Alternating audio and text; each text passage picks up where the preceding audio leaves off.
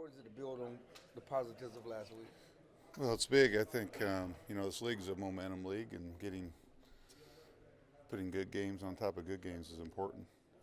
So I think everybody knows it's critical for us to do that, and we got to get a road win, and so that's we're focused on building on last week's game, and then going putting that behind us and getting ready to hopefully play our best road game. Is it Guys have simple? talked about communication being the biggest issue on the road so far. What has been the breakdown in your mind there? Is it just time on task with new guys, or A little, actually just little bit. I think probably the newness of the guys playing, first time playing together, especially early that season, and then still happens.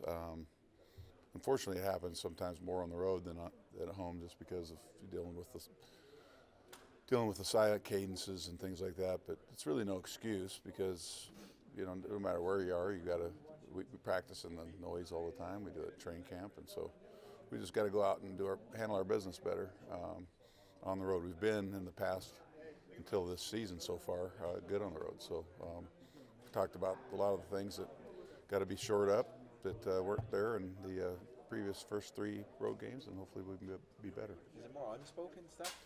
I think it's half and half. Some of it's the hearing the call, I thought I heard, and then some of it's the nonverbal stuff. But a lot of times it's guys that have played together. You kind of make, unfortunately, I don't think you do it.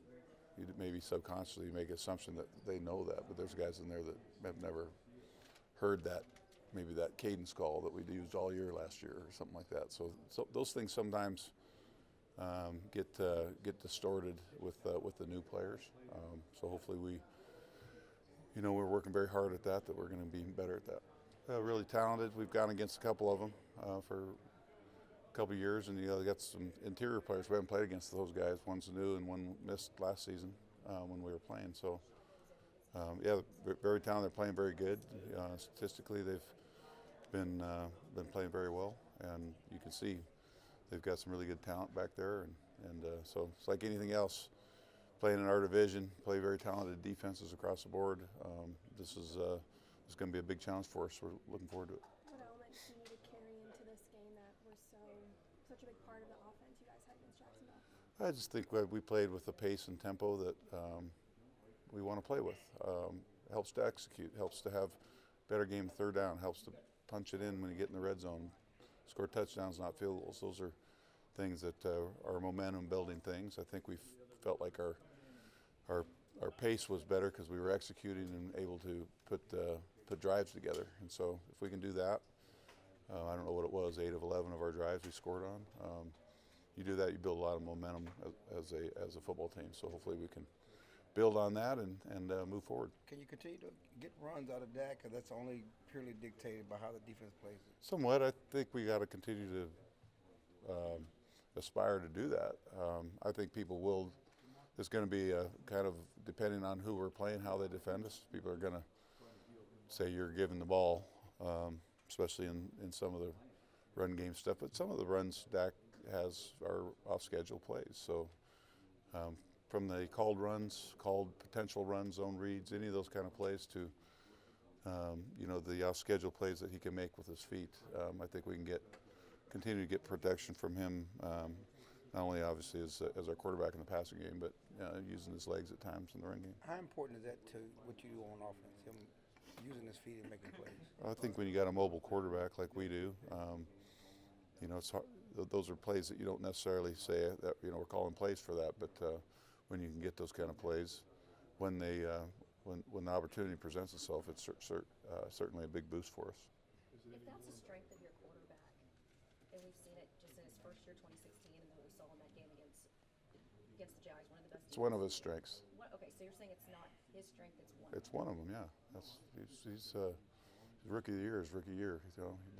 This guy can play football. So why not build more around that mobility? We do.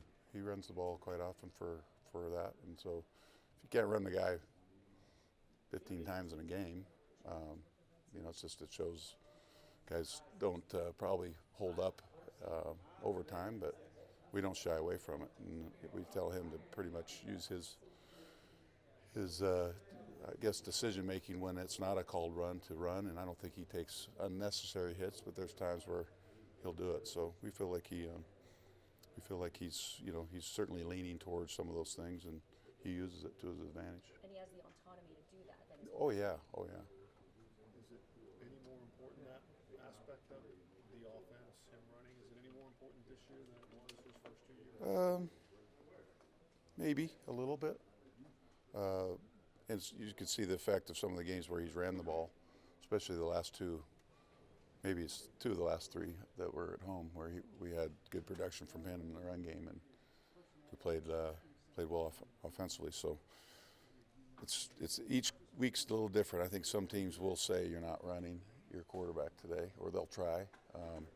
But when other things are working, that should make opportunities in our passing game and in our run game, more presentable. So we just got to keep playing that game. It's probably way elementary, but if I'm a defensive coordinator, one would say, I'd rather have Prescott run than Zeke run. That's I guess maybe the catch-22 there. So that's why it's not, I guess, maybe that simple. But I think between the two of them, we get a lot of production in our run game, obviously, because of our guys blocking and Zeke running, and then I think that's one of the reasons why Dak gets some good looks in the run game. What are you doing to replace what Tavon does in offense? I think it's just a group effort. We'll miss him. He has that effect of being in the game and people knowing his the speed factor of his explosive plays in his career and all that stuff. So, we're kind of spreading it around a little bit. Guys are going to play a little more in those situations, and we're planning on getting production out of other guys. Do you have other guys that can do the jet sweeps and the things out of the backfield? Yeah, we think so. We think we're gonna try some guys. So we're not throwing it out. Who are some of those guys? Maybe Sunday's a good day to reveal that.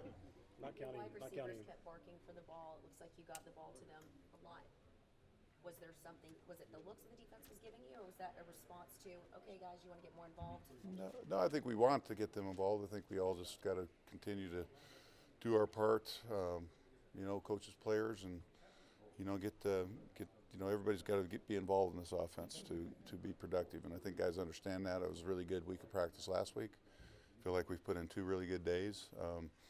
The targets are going to be spread around, so you can't say when they're going to be, but you got to plan on them coming your way when the coverage presents itself. So I think guys have bought into that, and we're moving forward. Speaking of that, not counting last week, have you seen defenses make a more concerted effort to take Beasley out of the game plan this year as opposed to previous years, or is it pretty similar? It's different because I would think Beasley got more attention on third down. Been a third down target for us. Now he's probably our most targeted receiver on all downs, and so he's getting attention. That's why the other guys are going to get the good looks, and we're going to have to get production all across the board. How much collaboration goes in the playbook? In other words, how much collaboration does Jason Garrett have into it? How much collaboration does the wide receivers coach? Oh, everybody's involved. We meet together, so we're all in there, and it's open forum. We put together as a team. We've done that since I've been here, so we want that input across the board. So guys, very qualified coaches, give their input, and everybody has a piece of this. Alan Hearns caught none of the 5 targets Dak had last week. What do they need to do to make that work? Just keep working. He's definitely a legit player in this league. His plays are coming. Got to stick with it, and the more they play together, the better those connections will be. Did it feel good you kept talking to us about the wrinkles you're going to put in the offense. Did it feel good to see those translate in the football field? I think so. We want to continue to do that.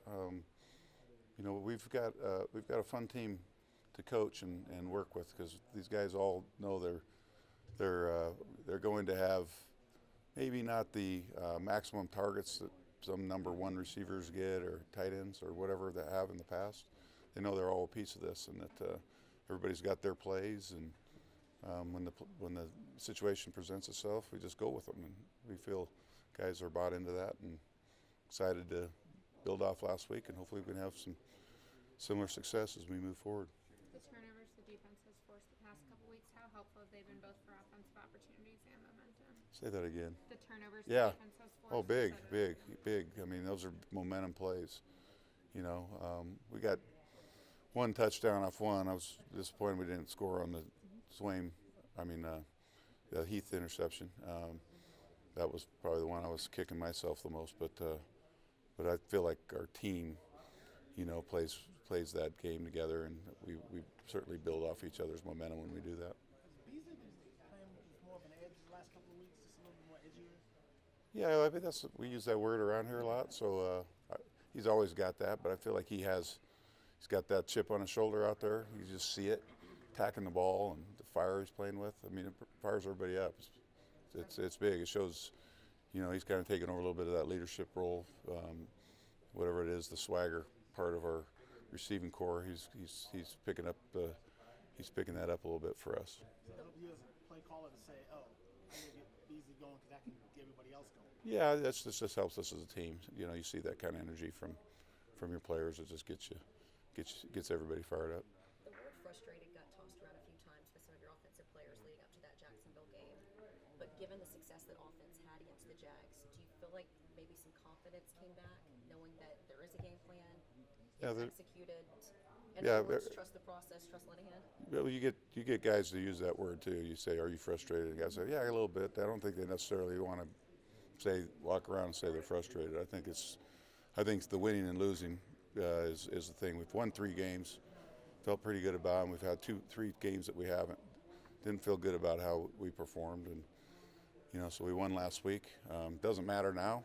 We have a saying that it only matters what we do from here on out, and we pretty much focus like that. I don't think anybody's saying one way or another. I think we just got to build on the success we had last week, and hopefully we can move forward and have much more success from that.